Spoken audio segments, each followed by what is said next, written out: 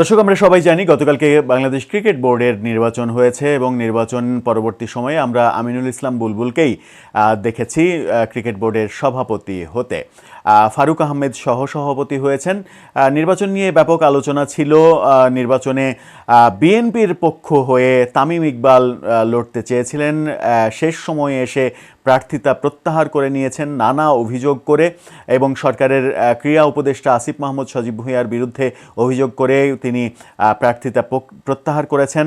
ইশরাক হোসেনের সঙ্গে একটা সমাবেশ করে তিনি যখন বিসিবির বিরুদ্ধে অবস্থান নেন, তখনই কিন্তু তামিম ইকবাল সব থেকে বেশি বিতর্কিত হয়েছেন। এবং অনেকেই বলেছেন যে বাংলাদেশে মাশরাফি এবং সাকিব আল হাসান এই দুইজনের চাইতে বড় ক্রিকেটার হয়ে যাননি তামিম ইকবাল। মাশরাফি এবং সাকিব আল হাসানের পরিণতি যদি যেটা হয়েছে সেটা হয়, সাকিব যদি দেশের হয়ে খেলার সুযোগ হারিয়ে ফেলে, মাশরাফির বাড়ি যদি পুড়িয়ে দেওয়া হয়, তাহলে সেরকম উদাহরণ থাকা সত্ত্বেও তামিম ইকবালের এই ধরনের নগ্ন রাজনীতির সঙ্গে জড়িত হওয়া কি ঠিক হচ্ছে? তামিম ইকবাল কি ঠিক পথে এগোচ্ছেন? আমরা যখন আসিফ মাহমুদ সজীব ভুঁইয়াকে উপদেষ্টার দায়িত্ব নিতে দেখলাম, তখন দেখলাম যে একেবারে গার্ডের মতো তামিম ইকবাল পাশে পাশে থেকে তিনি স্টেডিয়াম ঘুরে ঘুরে দেখাচ্ছেন আসিফ মাহমুদ সজীব ভুঁইয়াকে। তখন মনে হলো যে এই বুঝি তামিম ইকবাল ক্রিকেট বোর্ডের প্রেসিডেন্ট হয়েই গেলেন। কিন্তু শেষ পর্যন্ত দেখলাম যে আসিফ মাহমুদ সজীব ভুঁইয়ারও কাছের মানুষ আর থাকতে পারলেন না তিনি, এবং একেবারে সরাসরি আসিফ মাহমুদ সজীব ভুঁইয়াকে দোষারোপ করে চলছেন তামিম ইকবাল এবং ইশরাক হোসেনকে সাথে নিয়ে। সেই আলোচনাটা পুরাতন আলোচনা, কিন্তু নির্বাচনের পর ইশরাক হোসেন যে মন্তব্য করেছেন, সেই মন্তব্যটা চূড়ান্তভাবে ক্রিকেট বোর্ডের উপরে হস্তক্ষেপ এবং বিএনপির রাজনীতির জন্য ভয়াবহ আতঙ্কের একটা ব্যাপার, ভয়াবহ আশঙ্কার একটা ব্যাপার। বিএনপির রাজনীতি যদি এই ধরনের কথাবার্তাকে মেনে নেয়, তাহলে বিএনপির রাজনীতি চরম সংকটে পড়বে এবং ক্রিকেট সংকটে পড়বে। ইশরাক হোসেন যে ভাষায় কথা বলেছেন যে এই বোর্ড ছুঁড়ে ফেলে দেওয়া হবে, এই বোর্ডের কিচ্ছু রাখা হবে না বিএনপি ক্ষমতায় আসলে, এই ধরনের কথা একেবারে পরিষ্কারভাবে ক্রিকেট বোর্ডের উপরে হস্তক্ষেপ, এবং আইসিসি এই ব্যাপারটা যদি সিরিয়াসলি নেয়, তাহলে আমাদের ক্রিকেট বড় সংকটে পড়ে যাবে। ইশরাক হোসেন মেয়র হতে চেয়ে যেভাবে নিজেকে বিতর্কিত করেছেন, এবার আবার ক্রিকেটের সঙ্গে এসে তামিম ইকবালকে পাশে নিয়ে তামিম ইকবালকে বিতর্কিত করলেন। তামিম ইকবালের সব আশা ভরসা শেষ হয়ে গেল। এবার বোর্ডের নির্বাচনের পরে যে মন্তব্য করলেন, সেই মন্তব্য আমার মনে হয় যে বিএনপির রাজনীতির জন্য সাম্প্রতিক সময়ে এত বেশি ক্ষতিকর কোনো কারণ ঘটেনি। কি বললেন ইশরাক হোসেন, কেন বললেন, বিএনপি কেন চুপচাপ থাকবে এর পরেও একটু বোঝার চেষ্টা করবো এই ভিডিওতে। থাকবেন পলিটিক্স টিভির নিয়মিত আয়োজনে।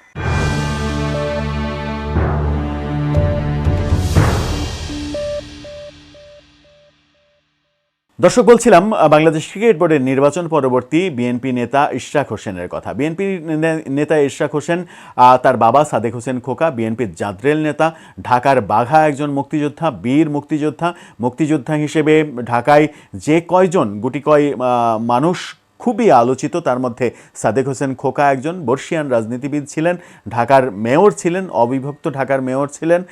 সেই সাদেক হোসেন খোকার ছেলে ইশরাক হোসেন রাজনীতিতে এত বেশি অপরিপক্কতার পরিচয় দিচ্ছেন, যেটা ভাবনার বাইরে। আসলে নিজের মেয়র হওয়া নিয়ে, এবং মেয়র যখন হতে পারলেন না, নিজে জোর করে যে গদিতে বসলেন, অনুষ্ঠান করলেন, ব্যানার করলেন, এটা করলেন, ওটা করলেন, এই কর্মকাণ্ড গুলো যেটা হলো সেটা নিজেকে বিতর্কিত করে ফেললেন, এবং বিএনপির রাজনীতিতে মোটামুটি একটা বড় বিতর্কের নাম হয়ে গেছে ইশরাক হোসেন।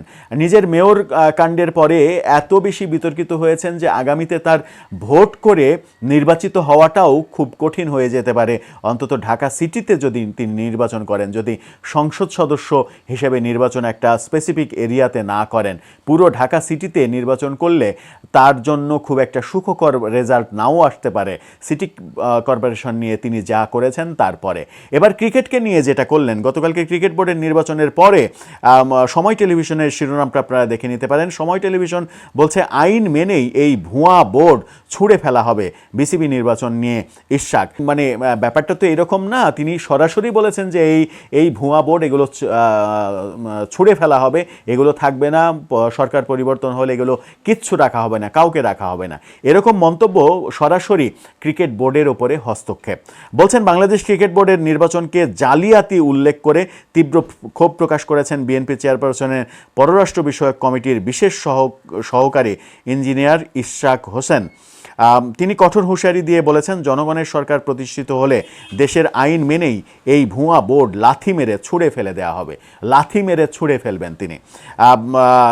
নিজের ভেরিফাইড ফেসবুক আইডিতে এই পোস্টে তিনি লিখেছেন, বিসিবির এই নির্বাচনকে সাধারণ জনগণ এবং ক্রীড়া সংগঠকরাও ঘৃণা ভরে প্রত্যাখ্যান করেছে বলে দাবি করেছেন তিনি বলেছেন, বিসিবির জালিয়াতির সিলেকশন ঘৃণা ভরে প্রত্যাখ্যান করেছে সাধারণ জনগণ ও ক্রীড়া সংগঠকরা।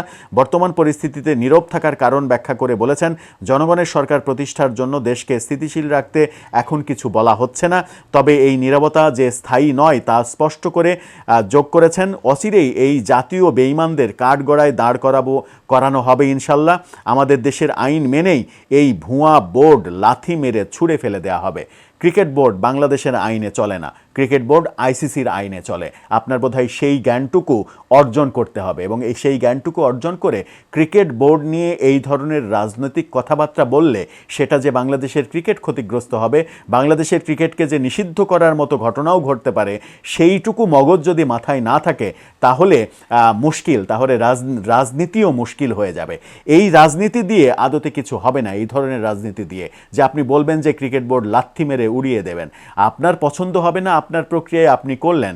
এই সরকার এসেও তো বর্তমান যে বোর্ড, সেই বোর্ডকে একেবারে প্রায় পুরো পরিবর্তন করে ফেললো, ফারুক আহমেদকে নিয়ে এসে বোর্ড সভাপতি করলো, কিন্তু সেটা তো এরকম লাথি মেরে গুড়িয়ে দেওয়া হবে এই ধরনের ল্যাঙ্গুয়েজ ব্যবহার করা হয়নি।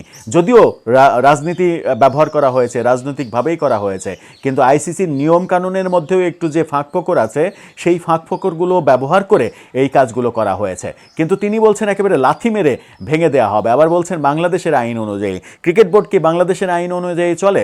নিজের মেয়র পদে যাওয়ার জন্য নিজের অবস্থানকে যেভাবে বিতর্কিত করেছেন আপনি, এবার তামিম ইকবালকে করলেন। তামিম ইকবালের যতটুকু গ্রহণযোগ্যতা ছিল সেটা শেষ রাজনীতির লেজুর বৃত্তি করতে গিয়ে।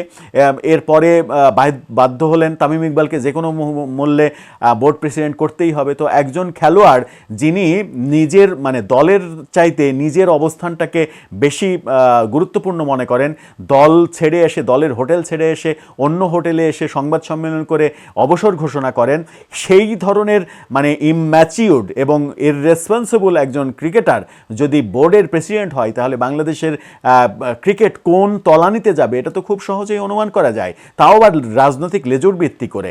এই যদি অবস্থা হয়, এভাবে যদি আপনারা রাজনীতি করতে থাকেন, তাহলে খুব একটা সুখকর বার্তা আসবে না, সুখকর বার্তা দেয়া হবে না। আমার মনে হয় যে এই ব্যাপারে সচেতন হওয়া উচিত। এই ব্যাপারে সচেতন না হলে বাংলাদেশের ক্রিকেটের ক্ষতি হবে, আর বাংলাদেশের ক্রিকেটের ক্ষতি হলে 18 কোটি জনগণ খেপে যাবে। 18 কোটি জনগণ যার উপরে খেপে যাবে, তার এবং তার রাজনৈতিক যে পরিচয়, দুটোরই ক্ষতি হবে। সেই ক্ষতি নিশ্চয়ই বিএনপিও চাইবে না। আমার মনে হয় যে বিএনপির ইশরাক হোসেনের একেবারে ব্যক্তি ইশরাক হোসেনের রাজনৈতিক কথন এবং রাজনৈতিক অবস্থান, রাজনৈতিক বিভিন্ন কর্মকাণ্ড, এই ব্যাপারে আরও বেশি মনোযোগী হওয়া উচিত, সচেতন হওয়া উচিত তাদের নিজেদের স্বার্থে এবং হিমসেলফ ইশরাকের স্বার্থে। কারণ ইশরাক খুবই সম্ভাবনাময় একজন চরিত্র বিএনপির এবং সাদেক হোসেন খোকার পুত্র। তার বাবার কারণে তার রাজনীতিতে একটা ভালো অবস্থান হওয়ার সম্ভাবনা রয়েছে, সেটা তার নির্বুদ্ধিতার কারণে রাজনীতিতে রাজনীতির ভাষা বুঝে ওঠার না ওঠার কারণে সেটা নষ্ট হয়ে যেতে পারে। সেই ব্যাপারে আমার মনে হয় যে বিএনপির সচেতন হওয়া উচিত এবং ক্রিকেট বোর্ড আপনি লাথি মেরে ভেঙে উড়িয়ে দেবেন, সরিয়ে দেবেন, এই জাতীয় কথা আমার মনে হয় যে এক্সপান্স করে ক্ষমা চাওয়া উচিত। দর্শক, আপনার মন্তব্য এই ব্যাপারে জানিয়ে লিখতে পারেন আমাদের কমেন্ট বক্সে।